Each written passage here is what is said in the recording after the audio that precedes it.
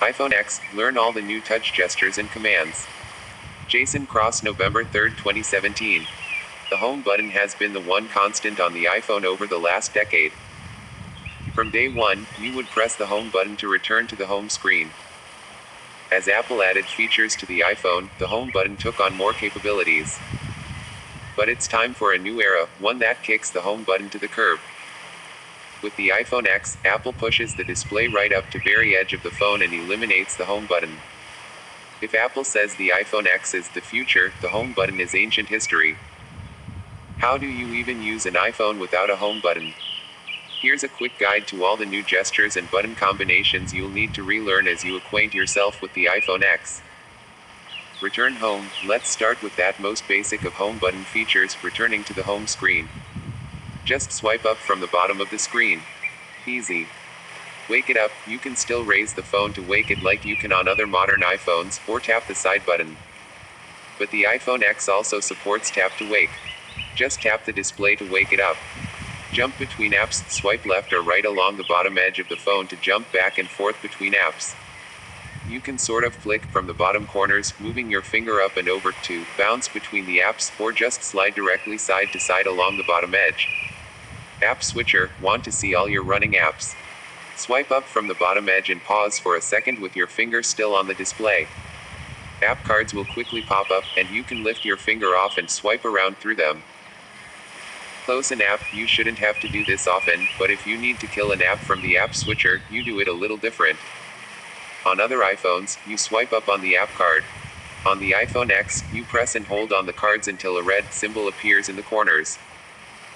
Tap those to close the apps. It's very similar to the way you delete apps from your home screen. Take a screenshot. Simply press the side button and the volume up button at the same time. Reachability, this isn't enabled by default on the iPhone X. You'll have to go into settings to turn it on. Once you do, swipe down from the bottom edge of the screen, the little dark bar that indicates where the gesture area is. Your entire display will shift downward so you can reach the top of your apps more easily.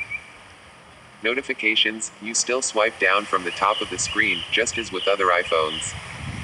But with the iPhone X, there are two swipe from the top of the screen gestures, so you gotta swipe from the left side of the sensor notch to get to your notifications. Control Center, with the bottom of the screen consumed with other home gestures, the Control Center swipe has moved to the top of the screen.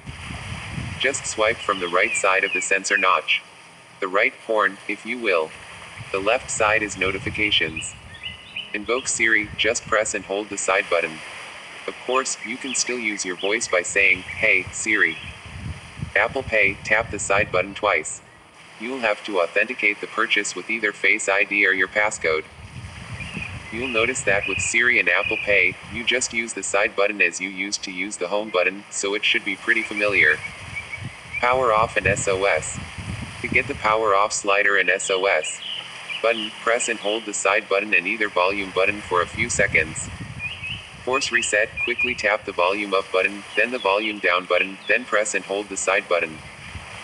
Accessibility, if you've turned on the accessibility shortcut feature in settings greater than general greater than accessibility, you invoke it by triple pressing the side button.